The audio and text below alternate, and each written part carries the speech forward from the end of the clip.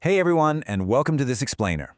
Look, if you're a focused learner trying to confidently tackle the dense intersection of business strategy and IT security for your upcoming exam, you are in exactly the right place. Consider this your ultimate high-energy masterclass. We're going to strip away all the fluff and focus purely on what you absolutely need to understand. Remember, and actually apply to ace those tricky questions on e-business, marketing, and the vital IT controls that protect the whole operation. Okay, let's dive right into this. You'll see here the core architecture of our masterclass. Notice how managing suppliers and customers at the very top of the organization connects directly straight down to the vital security of assets at the bottom. The reality is, you literally cannot have a successful digital strategy without the underlying systems and security controls to support it. Think of this framework as your roadmap for understanding exactly how IT enables business and simultaneously the massive risks that creates. So here is our 6-part cognitive scaffolding for today. We've got 1. E-business and e-commerce. 2. E-business models in action. 3. Mastering e-marketing characteristics. 4. General versus application controls. 5. IT security and cyber threats. And finally 6. Disaster recovery and backups. Let's get to it. Section 1. E-business and e-commerce. Understanding the core difference. All right, to kick things off, I want to introduce a classic exam trap right off the bat. It trips up so many students who just use these two terms interchangeably when they absolutely shouldn't. Here is the fundamental difference you've got to memorize.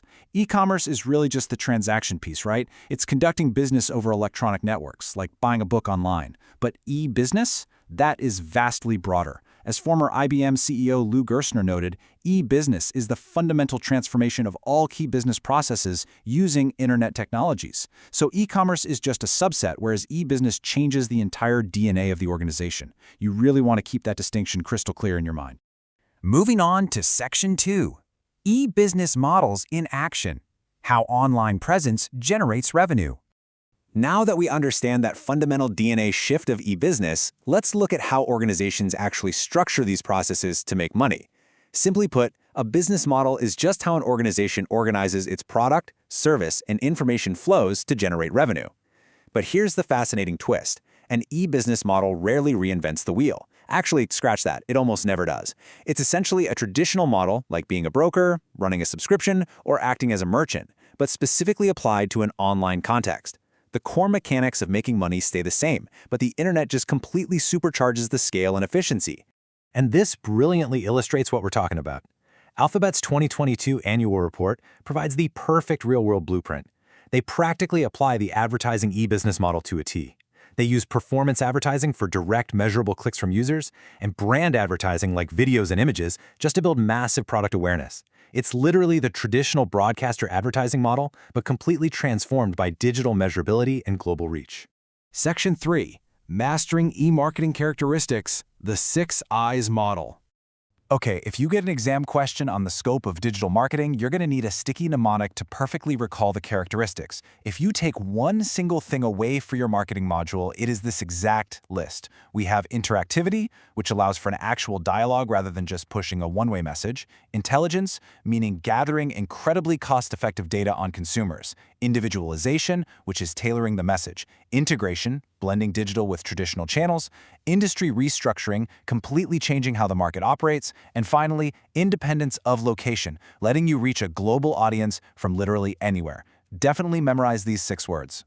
Let's zoom in on individualization for a second, because it's a highly testable concept. Think about it. Traditional marketing campaigns send the exact same mass message to everybody, but the internet, it allows marketing to be totally customized to the particular user based on their specific data. Amazon is the absolute prime example here. They record the books you buy, and when you revisit, they use that intelligence to offer tailored suggestions. So you aren't just getting a generic billboard, you are getting a hyper-personalized storefront. It's a real game changer. Which brings us to Section 4, General versus Application Controls, Securing the Systems. Let's move to and see how this builds. We are now shifting gears from the revenue-generating side of e-business to the critical IT risk management required to actually sustain it. Because look, if your systems aren't secure, your whole e-business is basically a house of cards. You must draw a hard visual line between these two types of controls. General controls provide the broad, overall framework. We're talking about securing the data center, corporate network policies, password rules, the whole shebang. They apply to everything. Application controls, on the other hand, are an additional, highly specific layer added at the business process level. Think of controls over a specific payroll software or an accounting application just to ensure specific data integrity. So it's the broad foundation versus a very specific, granular layer. And here is a direct, absolutely crucial exam tip for application controls. What exactly are they trying to achieve? Just remember the mnemonic CAVE, C-A-V-E. Application controls ensure the completeness of data, the accuracy of data, the validity of transactions, and the existence of assets and liabilities. If you are asked to evaluate application controls in a scenario question, just run your analysis straight through that CAVE framework to score maximum points. On to Section 5, IT Security and Cyber Threats, Protecting the Digital Assets. General and application controls are fantastic in theory, right? But they exist because they have to defend against constant, rapidly evolving cyber threats.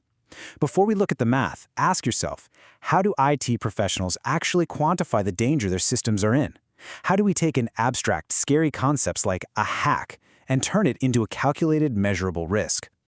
So the crucial point here is understanding this exact conceptual equation. Risk equals threat multiplied by vulnerability multiplied by impact. And all of that is divided by countermeasures. Let's break that down. The threat is the source of danger. Vulnerability is how susceptible you actually are. Impact is the financial or operational damage. Those three top variables drive your likelihood and severity way up. The only possible way to bring the overall risk back down is by increasing that denominator, your countermeasures. Those are the tangible, real-world actions you take to protect against the threat. Section 6. Disaster Recovery and Backups. Planning for the inevitable. Because as literally any security expert will tell you, it's really not a matter of if you'll experience a cyber attack, it is absolutely a matter of when. To ground this abstract concept in some pretty harsh reality, let's look at the 2017 UK National Health Service cyber attack. This was a massive, severe ransomware attack that completely disrupted hospitals and cost a staggering £92 million in lost services and IT recovery. I mean, wow. It absolutely proves that the real-world stakes make disaster readiness absolutely critical. It highlighted that organizations don't just need shiny new firewalls, they desperately need a heavily tested cyber playbook to coordinate a response when the systems inevitably go down. And a massive foundational part of that playbook is data backup. For your exam, you absolutely should be familiar with this specific, highly testable strategy called the son, father, grandfather backup system. It works like this. The son is the daily backup, and that gets overwritten weekly. The father is the weekly backup, overwritten monthly. And the grandfather is the monthly backup, preserved for a full quarter or even a year. This tiered system is brilliant because it minimizes the amount of data re-entry required if your primary system ever gets corrupted. It's a structured, reliable safety net. Wow, okay, we have covered immense ground today. We journeyed all the way from spotting digital opportunities, understanding how e-business completely transforms traditional models, and leveraging the 6 I's of e-marketing, right through to ruthlessly locking down the IT controls and disaster recovery plans required to actually protect those digital assets. You now have the exact structured framework you need to excel. I want to leave you with this final thought to ponder. We all love focusing on the exciting, revenue-generating side of e-business, but as our reliance on the digital realm grows exponentially every single day, the real test of a business isn't just its flashy marketing strategy, it's resilience. Is your organization ready not just to compete online, but to actually survive the inevitable cyber attack? Keep that vital balance of strategy and security in mind as you study. Best of luck on your exams, you're going to crush it, and keep learning.